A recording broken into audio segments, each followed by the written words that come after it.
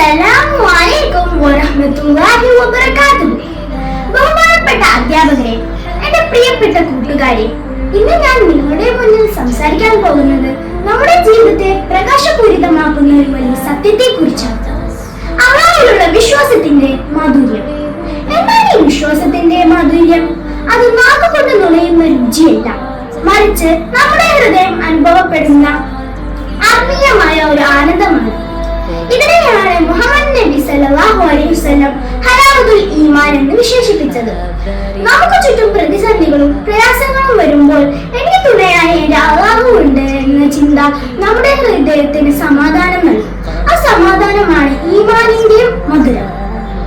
നബി സല്ലല്ലാഹു അലൈഹി വസല്ലം പഠിപ്പിച്ചു തന്നിട്ടുണ്ട്.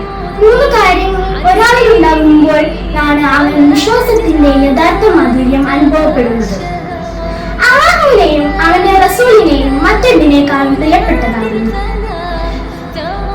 ഒരാളെ സ്നേഹിക്കുന്നത് അല്ലാഹുവിന്റെ പ്രീതിക്ക് മാത്രമാകുന്നു. സത്യവിശ്വാസത്തിലേക്ക് വന്നതിന് ശേഷം വീണ്ടും തെറ്റിലേക്ക് പോകുന്നത് തീയിലേക്ക് എറിയുന്നതിനേക്കാളും ഭയപ്പെടുന്നു.